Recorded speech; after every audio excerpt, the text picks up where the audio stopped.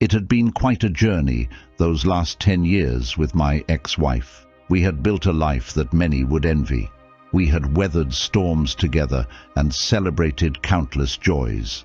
We had 2 wonderful kids, a successful business that thrived, and the kind of partnership that people dream about. We loved each other deeply, and our connection was strong in so many ways. But there was one aspect of our relationship that had caused us both pain and frustration: our intimacy, or rather, the lack thereof. In the early days, the fire between us burned brightly. We couldn't keep our hands off each other and had sex 3 times a day at times. It was passionate, exhilarating, and felt like an essential part of our connection. But as the years went by, that fire started to flicker and fade. I didn't consider myself to have a low libido. I was often horny, and I was certainly still very attracted to her. However, something seemed to be getting in the way of our physical intimacy. I'll be the first to admit that I had let my health slide in recent years. A few extra pounds had crept in, and a pervasive sense of fatigue followed me throughout the day. She had been more than patient, understanding, and open about her needs and desires. We had numerous heartfelt conversations about our dwindling ex-life. She shared her fears and frustrations, explaining how much she longed for intimacy and connection. I made promises during those talks, vowing to work on myself and find a solution. But despite my best intentions, 6 months down the line, not much changed. It wasn't that I didn't want to have a fulfilling ex-life with her. I did. It's just that other aspects of life, the ups and downs, seemed to overshadow the importance of our physical connection at that time. Our priorities were different, and this divide had become a source of tension between us. For me, the core of our relationship remained strong, and I was convinced that we could work through that challenge. But for her, the lack of intimacy had become a pressing issue. She had reached a point of desperation, and she had put forward a proposal that had shaken me to my core: the idea of an open relationship. I was dead set against it. The mere thought had terrified me. I had been afraid that opening our relationship would change the way I felt about her, or that I wouldn't be able to handle it. I couldn't wrap my head around how seeking intimacy elsewhere could fix what was broken between us. It felt like a band-aid solution, a temporary fix that might lead to more complications. Yet I had acknowledged the pain she was going through. She had been telling me she couldn't wait any longer, that she longed for intimacy and frequent sex. She had been happy with me in every aspect of our life except the bedroom, and she didn't want to give that up. So, despite my reservations and fears, I had confronted a difficult question. Was I willing to consider this unconventional path to preserve the love and partnership we'd built together? I felt really motivated, so I decided to treat her and me to a 2-day stay at a fancy hotel on a kid-free weekend. We spent quality time together. We made love 5 times, and it had felt good for both of us. She seemed very happy. I had known I needed to improve my energy and stamina for longer-lasting intimacy, so I had started working on my health and fitness. We talked a lot and had decided not to consider an open relationship at that time. Instead, we had committed to spending at least 1 evening or day every week without the kids, focusing on getting our spark back. I came up with a fun idea to add some excitement. I wrote down 30 date night or day ideas on pieces of paper, and she picked one without looking. It was like a surprise adventure each time. I also took the initiative to check my testosterone levels, thinking it might help, and started taking supplements and changed my diet to boost my testosterone levels. I felt optimistic about addressing our issues and giving her the intimacy, sex, and desire she truly deserved. We were on a positive path forward. Everything had seemed to be going better for a few months, but then she surprised me by bringing up the open relationship idea again. It caught me off guard, because I believed we were already working on our issues.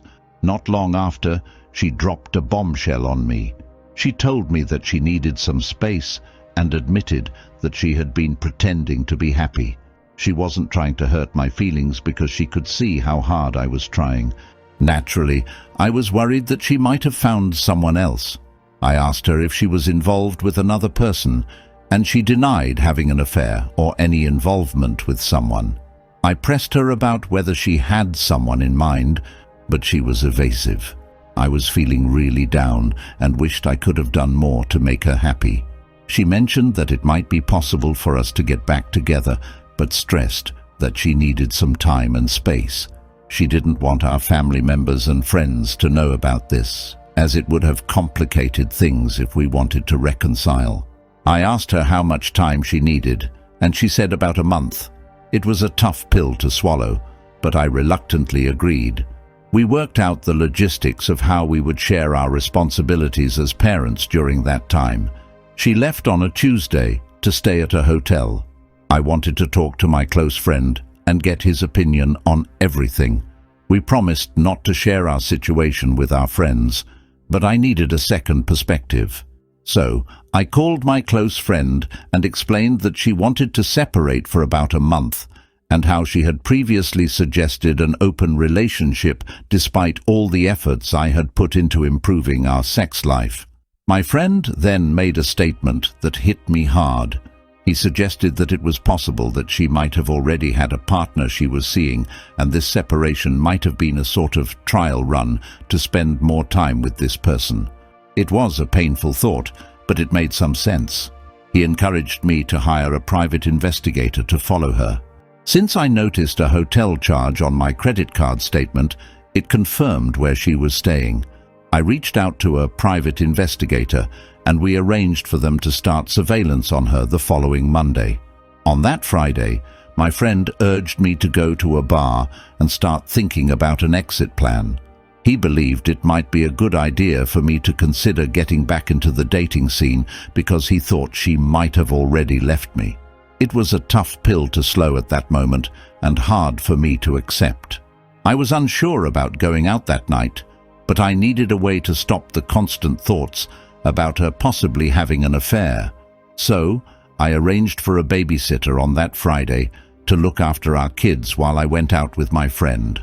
We had been having a good time at the corner of the bar, trying to enjoy ourselves. That's when I saw something I couldn't believe. It was an unmistakable sight. She was on a date with another man, or at least that's what it looked like to me. I notified my friend, and he was just as surprised as how it validated his suspicions. I remembered him saying I could save money on the private investigator now. Then, in a strange twist of fate, our eyes locked. She looked embarrassed and couldn't stop glancing down. My anger had been boiling, and I wanted to confront them both, but my friend advised me to stay calm. He suggested we get some shots at the bar to help me distract myself from the betrayal. But then, something unexpected occurred while my friend and I were at the bar. The man she was on a date with came over to order a drink, and he seemed to know the situation between her and I. Surprisingly, he recognized me, even though it was the first time I have seen him. He apologized for the awkwardness, and I responded, "Yeah, it's just strange because we separated about 3 days ago, and she told me she wasn't seeing anyone else.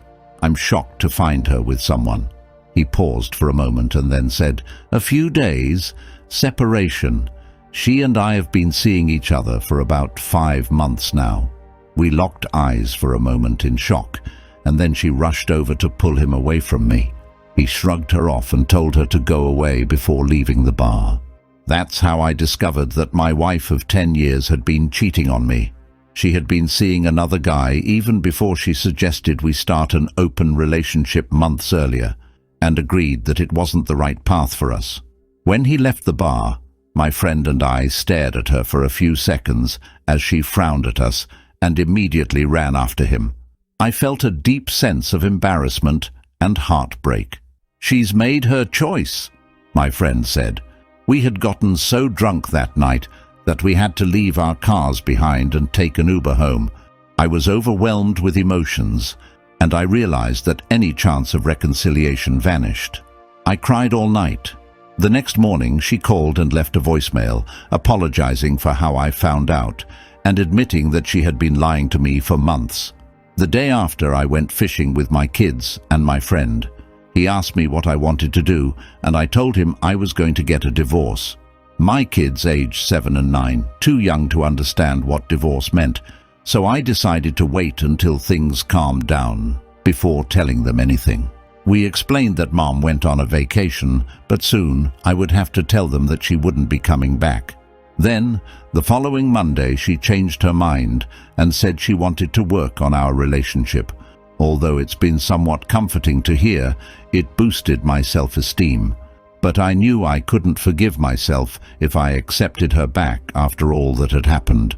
I told her that I had given my all to our marriage, but she still betrayed me for months. Despite all the effort I put into making it work, she had been leading a double life, deceiving me. When I expressed that I didn't want to continue with our marriage, she tried to shift the blame onto me, making it seem like I was the reason our family was falling apart. She went to her family members and told them that I called off the marriage after she asked for a temporary separation, claiming I was smothering her. She also tried to get ahead of me by lying to my family members, but it backfired when I set the record straight. I decided to file for a divorce, and we entered into mediation to sort out our assets and determine custody arrangements. A few months after I filed for a divorce, I started going out more, meeting new people and hitting the gym. I expanded my social life significantly because I didn't have her anymore. I shared custody of my kids with her and had made enough time and money to socialize. It's funny how life works. I ran into the other guy at a bar, and we had a conversation about our shared experience. It felt strange hearing about it from his perspective. He had initially thought that she was just a bit flaky, but after talking to me, everything clicked for him. We reminisced about the times when he couldn't reach her because she was with me, and vice versa. I still couldn't believe I hadn't picked up on it sooner. Anyway, I'm happily married now, and she has primary custody of our kids as a single mom. I'm completely fine with paying child support since she moved in with her mom to save money. She tried dating, but she kept meeting men who were not interested in anything serious, just some fun. Our past relationship was perfect, and she told me several times how much she regretted cheating on me. I found some comfort in hearing that,